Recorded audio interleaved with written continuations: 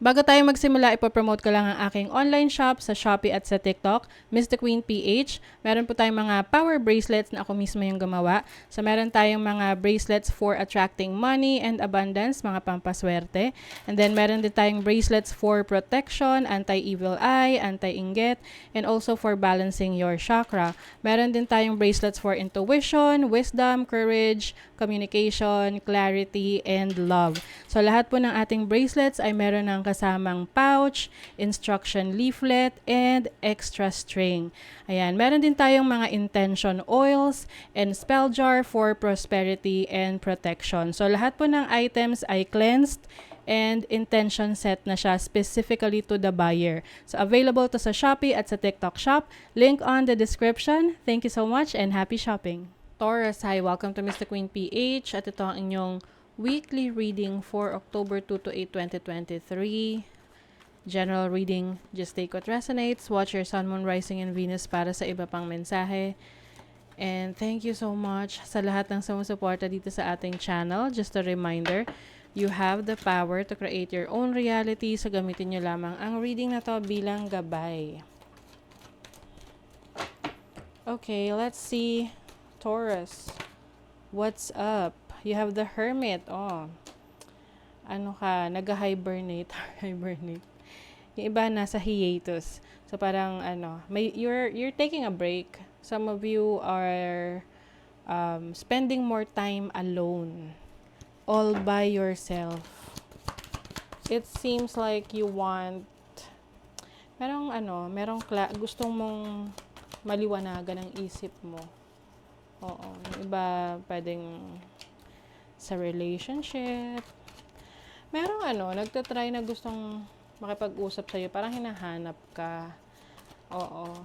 Merong pwedeng may nangungulit sa'yo na kausapin mo siya, pero iniiwasan mo. This can be a person from sa ibang lugar, malayo. Oo. Yung iba merong long distance relationship dito, connecting with someone. Pwedeng nagkaroon ng hindi pagkakaunawaan. May mga masasakit na salita na nasabi. Tapos meron dito nagtatampo. So pwedeng ikaw tong nagtatampo na to. What is the Hermit? What is the Hermit? Ten of Cups. You want happiness. You want fulfillment. Gusto mo maging masaya ka sa buhay, sa relationship mo, sa sitwasyon mo, and you're looking for answers kung paano mo magagawa yun. And also, nire-reassess mo if you are in that situation. Kung masaya ka ba sa relationship mo, masaya ka ba sa trabaho mo. What is the Knight of Swords? Four of Pentacles. Gusto mo ng stability, no? Stability sa career, sa relationship, whatever you are putting your energy, no?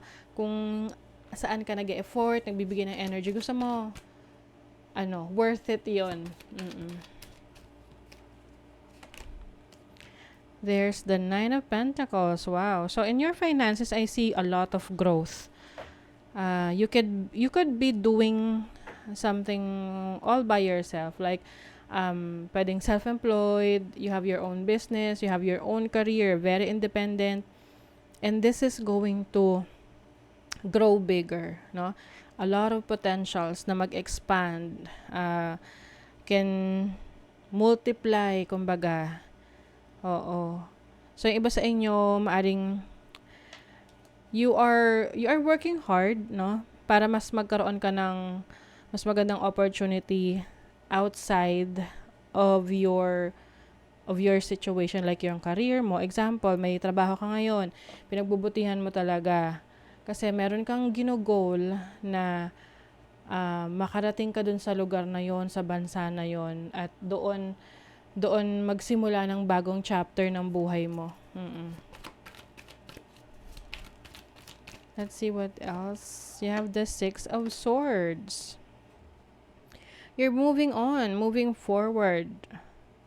Pwede kasing I sense na there was someone na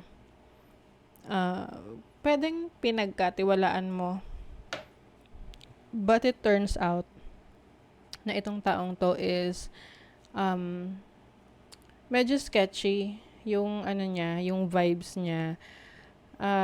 Not someone na trustworthy talaga. And you learned about that through friends na yung tipong merong kang parang na-analyze mo lang siya na itong taon to saying not so good things about you kapag nakatalikod ka. Pero pag nakaharap ka, okay naman. Alam mo yun. So, I feel like iniiwasan mo yung mga ganong tao. You have the Page of Pentacles. You are not stopping, no? Hindi ka tumitigil sa pag-aaral, pag-improve ng sarili mo. Especially if you know that this is going to add value sa buhay mo. Like example, syempre kapag may bago kang kaalaman, mag-add yan ng value sa buhay mo. You can make it as a resource, no? Or a business, or a new opportunity, no? To grow yourself. You have the Five of Pentacles and the Seven of Pentacles. I think there's a lot of expectations in your finances. Maaring isa sa mga issue mo with someone is pera, na pwedeng meron kang pinagkatiwalaan sa finances mo, and it seems that hindi sila naging totoo sa'yo. So, meron ditong mga disappointments in terms of finances. And I think ayaw mo na mangyari yun ulit. So, you're becoming very careful with the people na pagkakatiwalaan mo ng resources mo. And there is also something na pwedeng sinisimulan mo pa lang to. This can be an investment, a new career, a new job, a new business na will take a lot of your energy, no? Yung effort mo bago mo makita yung resulta nito. Okay? So, kaya kailangan you have patience. Go the distance. Try new things. Go out of your comfort zone. So, I think ito na yung isa sa opportunity na hahabulin mo. You're going to chase your dreams. You're going to set higher goals than before. See? You are changing. Yung iba sa inyo magkakaroon ng major glow up. Mas magiging lively yung energy ninyo, yung aura ninyo. I feel like you are stepping into a new version of yourself, someone who is more confident. You're going to focus on taking care of yourself, no? Alagaan mo yung sarili mo. Mas ipapamper mo yung sarili mo because you know you deserve it. A lot of exciting things coming sa'yo the moment that you get out of your comfort zone. Yes. Kailangan lang meron kang lakas ng loob. Kasi some of you, if you're going to stay in a situation na parang okay lang, but you are expecting more, you might be disappointed, no? Lalo na sa career. Kaya it's time to, go to a new direction, try something new, yan, be more enthusiastic. So you have the Sun in Sagittarius in the 9th house. 9th house is about exploring new ideas, learning something new. This can be a travel opportunity rin for you. Oh, you look at that, riches. This is Saturn in Capricorn in the 10th house. Saturn is the planet of karma. Ito yung, kung ano yung itaninim mo, yun din yung aanihin mo. So, Saturn is a planet that gives rewards sa mga taong willing to do the work. So, for your career, money, finances, there are consequences in being unprofessional with your job. So, kaya kailangan daw, you have to follow the right path. Yung good morals will be rewarded as you treat others fairly.